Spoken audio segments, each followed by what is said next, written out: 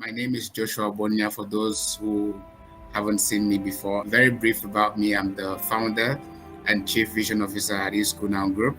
And of course, School Now Group is the founding body for Tech Skool Educational Institution. So this institute was founded under the umbrella of School Now. And of course, I do serve as the principal at Tech Skool Educational Institution. So I think that's as much as you want to know about me. It's a privilege. For me, it's a greater honor to be speaking to you tonight, discussing some of the most sensitive topics that I know that you hold very dear in your hearts. I welcome you to the 2025 Parents Virtual Summit, themed Raising the Next Generation of Leaders and Industry Captains. One word in our theme, or words in our theme, is next generation. So let me start this keynote by asking you a question. Right? Is this world that we live in now the same as it was 20, 30 years ago? It's a simple question. You don't have to unmute your mic to answer. You can put it in the chats.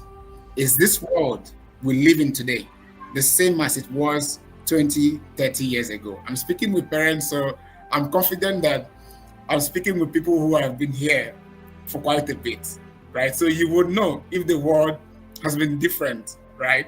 While I was preparing for this keynote speech, I researched for weeks, going beyond my experiential knowledge working with parents and young people, because I wanted to be sure that I can connect with you tonight with facts, data, deep experiences, but also with a strong message of hope and a clear path to successful parenting in our fast-paced world. Several reports show that 1 in every 10 parents around the world is constantly under intense mental stress whenever issues about their children's future arises.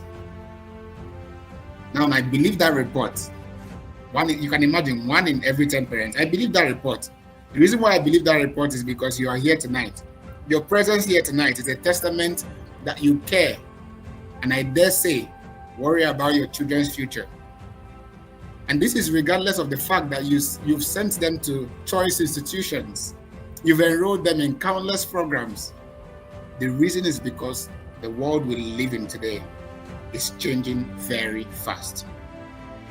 I won't mention his name, but I remember speaking with one of our parents here at Tech Skool Education. It was last year. And he told me, he said, Joshua, I don't know what to do for these children to be successful in life, because I know I won't always be with them. I've tried my best. I've sent them, I've sent one of them to learn barbing. The other is learning hairdressing and tailoring and so on. He says, but yet I'm still worried about their future, that sometimes I get depressed. This is one parent, probably in this call right now, listening to me. I wouldn't want to give him out. But there are several others who have equally shared this. And whether you shared with me or not, I know that you all shared in this emotion. I'm sure that you would love to know what I told him, but you will find my response to him in the fine print of our conversation tonight. As we look at the world today, one thing is very clear. The future we imagine for our children has changed. See, we are going to start with awareness. My keynote is going to be awakening. Just know that it's going to be a lot of awareness. You might get scared in the middle, but don't worry. Hope is coming. I'm not going to leave you hanging. I'm a good pilot. I want you to trust me, because I'm going to lead you to the end of what we're going to be getting. At the end of this entire event, you will feel energized and empowered. But first, it's very important that we shake up some very important things. The future you imagine for your children has changed, and it's changing faster than we ever thought possible. The rules of success that applied when you were growing up, they are being rewritten constantly. The things that guaranteed secured future for most of the parents in this call during your time, go to school, get good grades, find a job, they are no longer guarantees, and I'm sure you can agree with me. And so the question we must ask ourselves is this: are we preparing our children for the world they are actually going to live in, or the world we wish still existed? Should I ask the question again? Are we preparing our children for the world they are actually going to live in, or the world you wish still existed? Still considering the key words from our theme, next generation, can someone tell me in the chats, or you can even unmute your mic to tell me very quickly, because of time, just very quickly, what is a generation? When we say generation in terms of the chronological passage of time, what do we mean? In very simple terms, every 20 to 30 years, we mark a generation. 100 years, you're talking about the century, right? What this means is that every 20 to 30 years, there's always a shift in our world that affects everything from culture to economy to industries to standard of living. Everything changes every 20 to 30 years. Today, I want to give you real perspective, and please just follow through the conversation. This is going to be very helpful for you. It would answer a lot of the questions that you have of the chat. Currently, today, as we live here in our world today, in this earth, we have currently 6 living generations. 6, right? 6. Remember, why do we study trends? We are studying trends, empirical trends at that matter, to understand patterns. And if we can understand patterns, we can make projections. So we have this generation called the silent generation, 1926 to 1945. I'm not going to dwell so much on this, but I'm just going to highlight very important things on this. 1926 to 1945. They are called silent generation. These guys were people who fought the World War. There are few of these guys alive in the world today, right? They're talking about 80s, 90s, right? Now we have the baby boomers. These are the people, the children of those who survived the war. The children of those who survived the war, they are called the baby boomers. Now listen, think about it this way. Every generation, like I said, 20 to 30 years. And I said that every 20 to 30 years, things change, culture shifts. So basically, what it means is that every 20 to 30 years, there is something happening in the world. There's a narrative, there's a general global narrative in the world that basically shapes what we focus on culture-wise, industry-wise, economy-wise, value-wise. Basically, who we are radically changes every 20 to 30 years. Follow this story. Very important. Baby boomers. Do you know why they are called baby boomers? They are called baby boomers because immediately after the World War, we had killed ourselves. So what was next? Reproduction. We just tried to survive, and part of survival and restoration was reproduction. So these guys just kept giving birth. See, when Bible says, be fruitful and multiply, it was this generation. They really was fruitful and multiplying, right? But they are post-World War babies. Now, 1966 to 1980. While I'm sharing this, you can find yourself in the loop. 1966 to 1980. These are called the Generation X. I can hear myself. Generation X, 1966 to 1980. This was, of course, at the end of the Cold War, right? The World War has ended, right? So it's, but of course, you still had what you call the Cold War. But it was within this time that you had the rise of personal computers, the internet. So basically, education system. I shared extensively about this during the Global Educators Retreat we had earlier this year. So you can go find that stuff. I know the admin will put it in the chats for you, the link to watch it after now. But I'm just trying to give you basic highlights. The education system that was drawn out, this was even when we had the school, because this was when the Industrial Revolution basically started. So man started moving away from caves, from clay and the rest to start building things to help them. So gradually man started looking for ways to make life easy for themselves, which was basically what we call technological advancement. That technology did not start now. It started way long ago. It started way long ago, which is why when you say technology, you have to move your mind away from just digital devices, laptops, and the rest. Anything that gives you comfort, that is the concept of technology. That thing that gives you comfort was born out of the concept of technology. This was where it started, right? So this was where we had the first kind of internet. It was called ARPANET. It was very archaic. It was more like a GPS kind of system. So you can imagine the world then. So a lot of things were still conservative in nature. So the value system, the education system was just, governments were in charge of a lot of things. So they were creating systems. Everybody were creating systems for themselves. So the education system of the day was, hey, get a job, go to school, learn a skill so that you can be able to function in a job, not necessarily for the kind of entrepreneurship and the kind of very progressive future that we have today. But you need to take note of where it started from. Then you have this generation called Generation Y. They are called the millennials, 1980 to 1995. This was where they started experiencing significant tech advancements. The Facebook that you have, this was where it started. Around this time, that was when Facebook and the rest, most of these things started within this time, but not all of them, just the early days of these platforms, So high chances is that they didn't see it while they were growing up, but as they grew up, they started seeing it. They started seeing social media, right? So mommy and daddy began to WhatsApp and chat, basically, and then they gave birth to the people we call Gen Z, Generation Z. I'm sure you've heard about this a lot, Gen Z, right? These guys are people we call the real digital natives. Your children are not even here. Most of your children are not even here. Some are here, but most of your children are not here. But Gen Z, right? These guys are the ones who really were born into the digital world. They were born into Facebook, Snapchat, Instagram. Basically the connectivity of the internet. They were born into all that beautiful, but some people will call it madness. But that was where they were born into.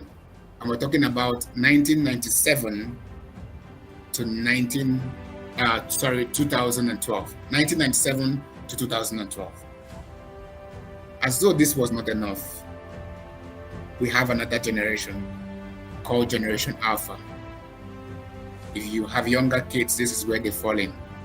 2013 till date. This is the people that say internet is not enough for us. We're now going to augmented reality, virtual reality, AI, robotics, etc, etc, etc. What does this mean? I want to present my screen to show you something very interesting. Just watch this. These were the first form of music players that we ever had. Just follow my train of thought. These were the first form of music players.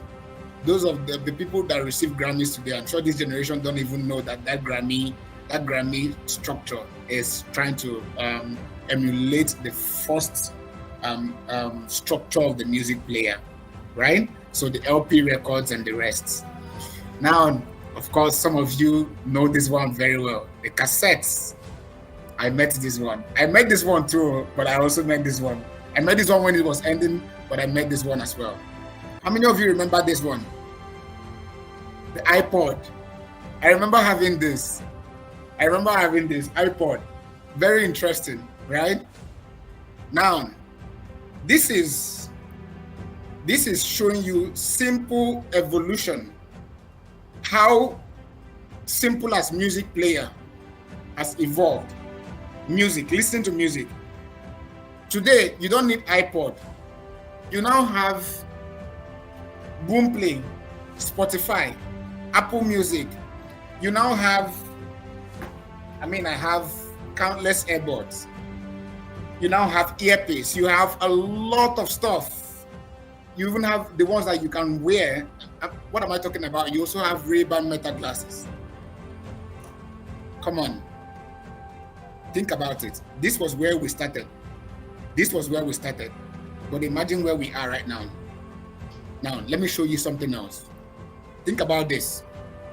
This was what the first robot looked like. This you are looking on the screen. Look at how machine-like it looks, right? I know probably the people in this generation, when they saw this, they say, don't worry, it can never be anything important. It can never be this, it can never be that. This was what the first robot looked like. It looks so inanimate. So robots, basically, if you're on social media, you see people try to play robots. It's more or less, move your hand, basically don't have any human connection, can't do any kind of stuff. But let me show you something. This is almost scary. Let me show you. This one is a video. You can find it on YouTube and watch, but I'm not going to play the whole thing. This is Tony Robbins sit down and having a chat with the robot. Just watch and hear the robot speak a little bit. I know that humans feel like they have free will, but my observation tells me so much behavior is automatic. I'm not sure humans or robots are too terribly different. Humans have identity, but they all... Hold on. I'm not going to play everything. Could you see how this robot is responding? It's a long stuff. I don't want to play the entire thing, but you can basically see this robot responding to the messages. Basically, when Tony arrived here, the robot said, "You're welcome, Tony."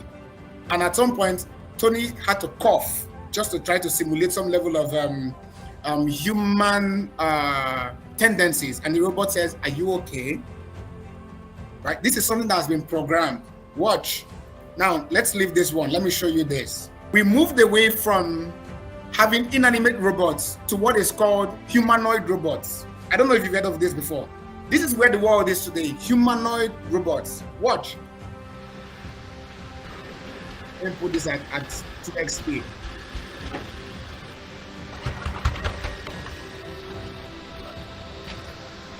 So it's running, it's scrolling, it's rolling over. These are things that we do as humans. Watch.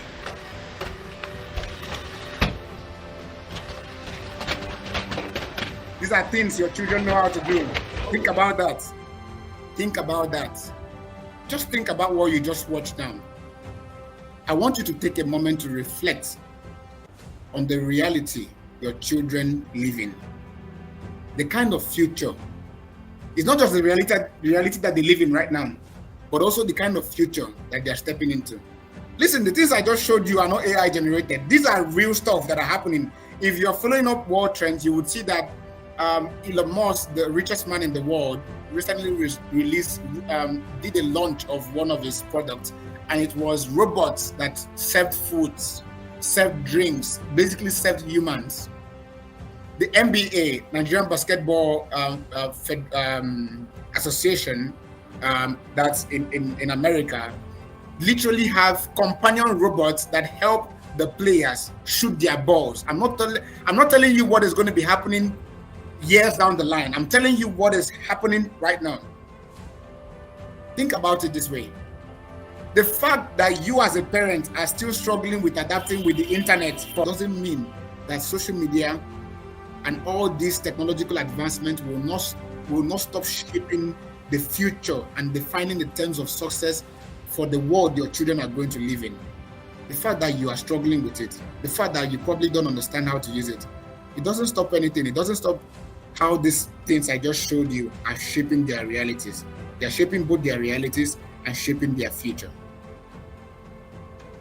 And you see, if these things are defining what success is in your children's world, even when you are going to be long gone, you see why when you stay bent on raising them exclusively with traditional strategies, probably how your parents raised you, with all your good intentions, you will be cutting them off from the reality of the day, and you'll be robbing them of a bright future.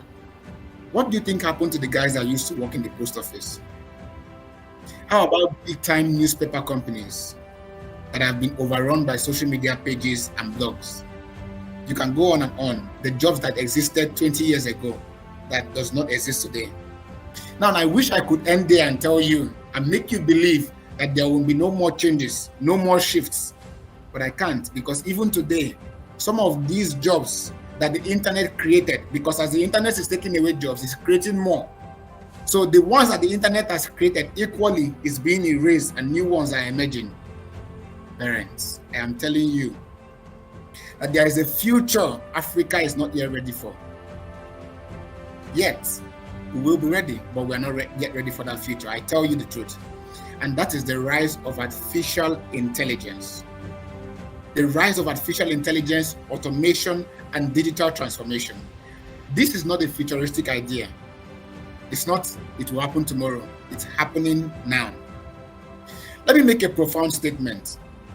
AI, artificial intelligence, is as real as the internet. Let me say it again. If you use the internet and you say this thing is real, this thing is interesting, I want you to understand that artificial intelligence is as real as the internet. That you can have a robot think faster, smarter than you as a human, solve calculations, solve puzzles, break down complex stuff in matter of seconds. Many of you here use ChatGPT. If you don't use ChatGPT and I mean, we're still talking about ChatGPT, but there are tons of AI today, tons of them. Whether you believe it or not, your children will live with machines. I'm just trying to let you understand. They will live with, you probably will see it in your lifetime, they will live with machines. It's as real as the internet, and it's changing the nature of work as we speak. There is no job that will not be affected by AI. Some jobs will disappear entirely. Others will be reshaped. New ones will emerge. Jobs we don't even have names for today. If we are not intentional about our children, if we're not intentional about this reality, our children may end up preparing for careers that will no longer exist in the near future. According to the World Economic Forum, by the end of this year, 2025, nearly 50% of the current job tasks will not be needed again. So the only way you can maybe try to salvage some of them is that you will need reskilling. You will need reskilling. And this is happening because of automation and AI.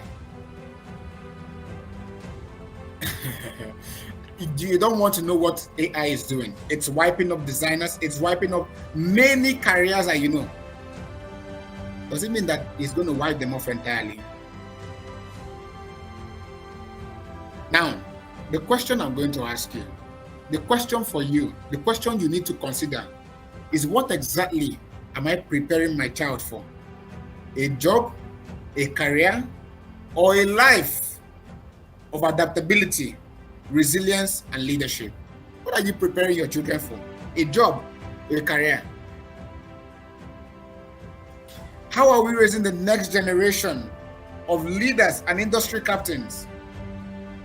Now, there are two major institutions, because you talk about how, then you say where. If you say how are we, then you say where are we. There are two major institutions where they are raised: the home and the schools. The home and the schools. Let's start with the schools. How are they doing with this very critical role? I'm sure you all have your opinions. If you have children, of course, who have schooled in Nigerian universities, for instance, or in the Nigerian system, I'm sure you can easily get real-time insights from them. The school has been a symbol of hope. It's been a bridge for literacy and intellectual capacity for many years. But in recent years, with the unchanging curricula and assessment frameworks, our traditional institutions has become, it's just been on a free fall. It's been on a decline. And you can see this easily by the quality of individual it produces. Look at our nation. It's a simple reflection of our education system. I remember many years back when I was in the university, I studied alongside very brilliant young people, full of potential, eager to make something out of ourselves. But there was a very big problem, a painful realization that hit many of us when we neared graduation. Despite the years of studies, despite all the lectures, the exams, we were truly not prepared for the real world. And it wasn't just us.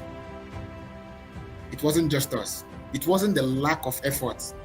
It's not because we are not intelligent. No, it was a system-wide issue. It was a system-wide issue.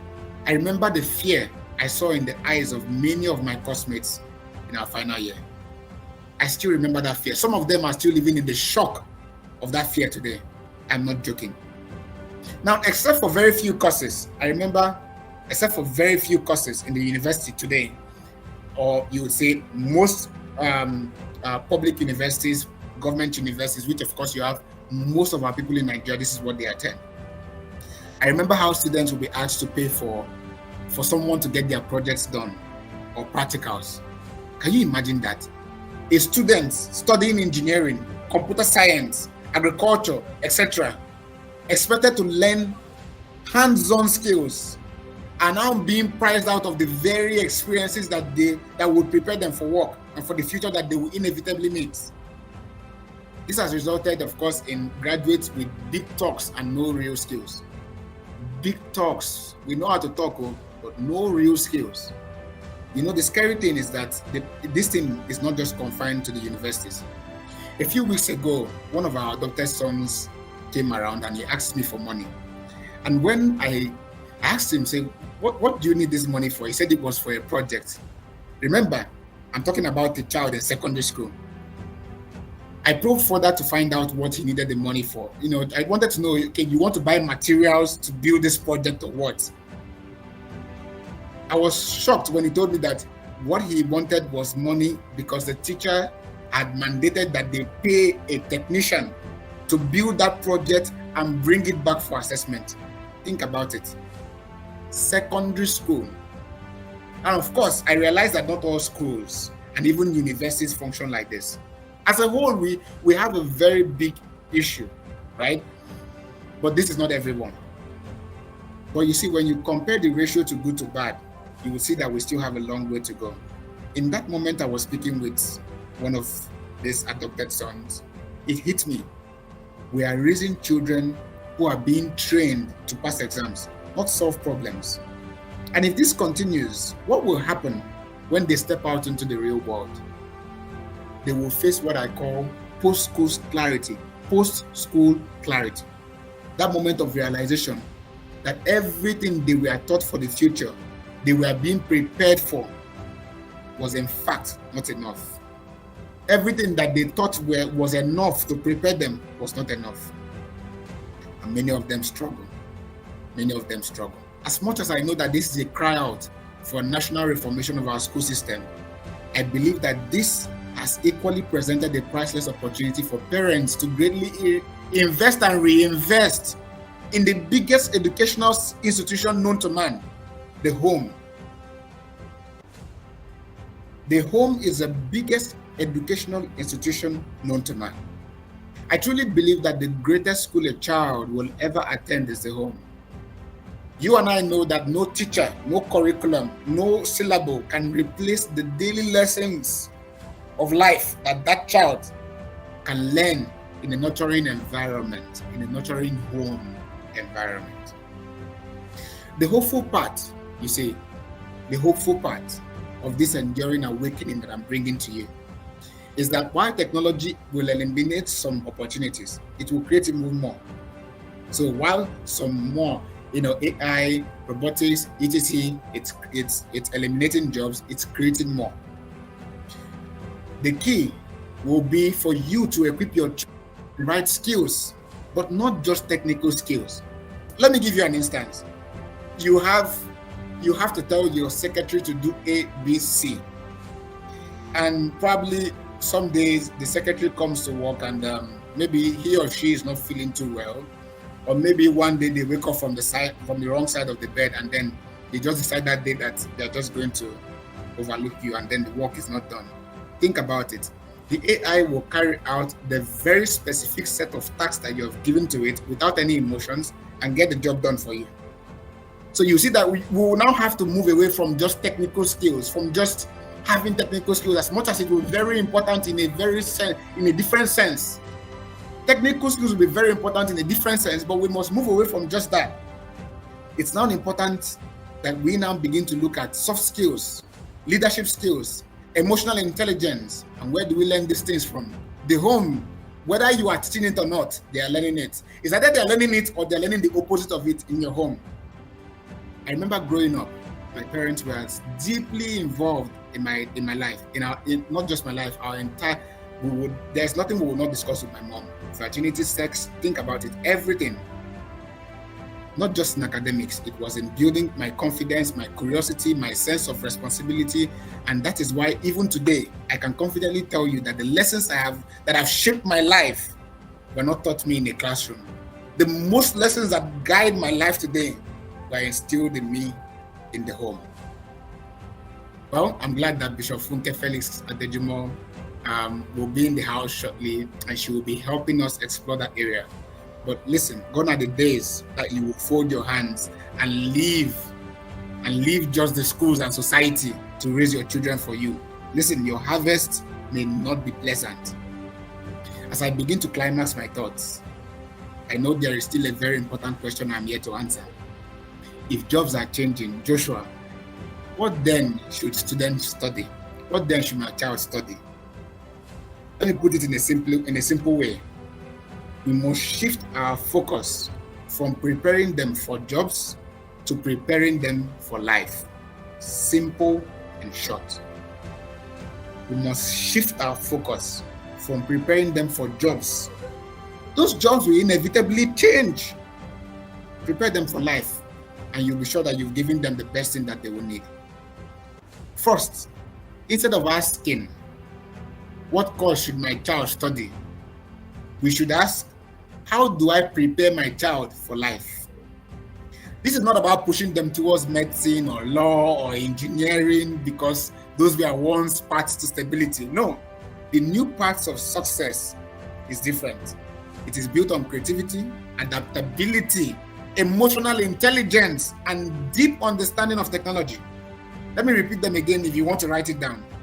Creativity, adaptability, emotional intelligence, and a deep understanding of technology. Even if your child wants to be an artist, a doctor, or a business owner, they must understand the role of technology, the role that technology will play in their field, because I tell you, it's not about to live. It's not about to live. Secondly, the world is moving too fast for anyone to rely on what they learn in school alone. The schools are trying their best, but listen, you must get involved as a parent. Of course, you are supplementing their education with several education here and there because there needs to be a curriculum reform and stuff like that in a traditional institution. So you are supplementing through several other means, but it's still not enough. It doesn't take away your role as a parent in the home. I wouldn't get into this topic so much, but this is the reason why before you send your children to boarding school, there are really very important questions you need to ask. I'm not against it. I went to one. It shaped me in a very interesting way. But you see, in our world today, there are very important questions you must ask yourself before you send your children to boarding school. Because why I say this is you as a parent, you need more time spending with your children, helping them see the kind of life that they have to live. Instilling you need to go back to some very important basic values. That is really what will help them in this kind of world that we are in. You must encourage curiosity. You must encourage them to ask questions. You must encourage them to explore and create new things. Most importantly, you have to teach them to know how to learn. Teach them to learn. That is the biggest thing you can teach any child, anybody at all. Because the truth is, in 10 years, some of the things that we are learning today will be outdated. If they know how to learn and keep learning, they would always stay ahead. That's just the truth. Thirdly, we need to teach them how to work with people, not just with machines. So no matter how advanced AI becomes, like I said, it will never replace the power of human relationships. The ability to collaborate, communicate, and lead will always be invaluable. Our world is in search of leaders, which is why we're talking about raising the next generation of leaders and industry captains. So let's focus not solely on technical skills. Let's reach out to our children. Let's teach our children empathy, resilience, and confidence to navigate this unpredictable future. And this is the reason why at Tech Skool Educational Institution, we don't just teach our children technical skills, we teach them entrepreneurship, which offers them a foretaste to life. Parents, I know this is not easy. It feels overwhelming, but let me tell you this, you are not alone. You don't have to know all the answers today. You just need to be willing to grow alongside your children. The world they are stepping into may be different from the one we grew up in, but one thing remains constant. The foundation of a great future is built at home. The values you instill in them, the curiosity you encourage them to have, the mindset you cultivate in them will shape the next generation of leaders and industry captains. As I wrap up, I call on every parent here tonight to make a commitment today, right now, to prepare your children, not just for jobs, but for life. Let's give them skills, the confidence, and the vision to thrive no matter what the future holds. Because when we do, we are not just raising children, we are raising the architects of the future. So ladies and gentlemen, thank you so much for listening to this very wonderful keynote.